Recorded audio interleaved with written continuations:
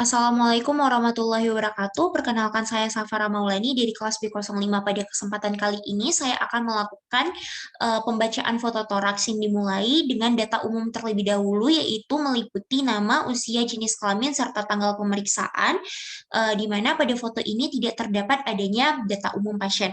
Selanjutnya kita lanjutkan ke data teknis, di mana pada data teknis ini kita memperhatikan markernya terlebih dahulu.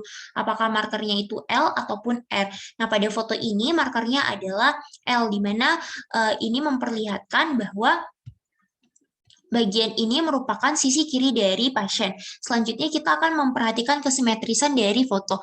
Nah, pada kesimetrisan dari foto ini kita nilai dari ujung klavikula bagian medial itu nantinya jaraknya harus sama ke bagian midline atau ke bagian garis tengah. Selanjutnya kita menilai ketepatan faktor expose, di mana pada ketepatan faktor expose itu yang terlihat hanyalah VT1 hingga VT5, di mana selebihnya itu tidak terlihat.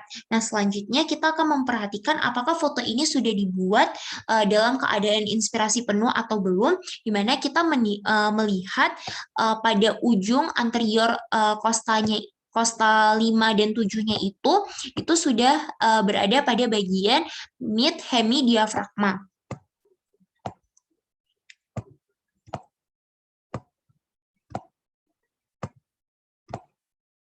1, 2, 3, 4, 5, 6, 7. Nah, di sini dia sudah berada pada bagian mid hemidiafragma. Selanjutnya kita melihat skapulanya, apakah skapulanya ini sudah terlempar keluar atau dia itu tidak overlapping dengan paru. Lalu selanjutnya itu kita memperhatikan bagian skapula, lalu juga bagian klavikula, dan juga pada bagian kosta sama bagian vertebra kita melihat apakah adanya destruksi ataupun adanya deformitas. Lalu kita memperhatikan gambaran jaringan lunak atau soft tissue, di mana kita melihat apakah adanya swelling ataupun pembengkakan atau adanya udara. Dan kita selanjutnya memperhatikan trakea. Nah, pada trakea ini gambarannya adalah radiolucent karena dia itu berisi udara dan letaknya harus di tengah. Selanjutnya kita memperhatikan antara ICS kiri dan juga ICS kanan apakah sejajar atau tidak, dan juga kita melihat apakah adanya pembesaran ataupun penyempitan pada ICS. Selanjutnya kita akan memperhatikan jantung. Nah, pada jantung ini dia itu bentuknya seperti buah pir dan juga posisinya itu ada di sebelah kiri. Selanjutnya kita juga harus menilai dari pembesaran atau besar dari jantung, yaitu dengan menggunakan rumus A tambah B per C dikali 100%. Di mana untuk A itu merupakan jarak terlebar dari jantung sebelah kiri ke dari jantung sebelah kanan ke garis tengah. Sedangkan untuk yang B itu merupakan jarak terlebar dari jantung sebelah kiri ke garis tengah. Dan untuk bagian toraks ini yaitu adalah bagian toraks terlebar. Lebar bagian toraks terlebar. Nah, apabila dia itu lebih besar dari 50% nantinya persentasenya, maka itu dikatakan sebagai kardiomegali.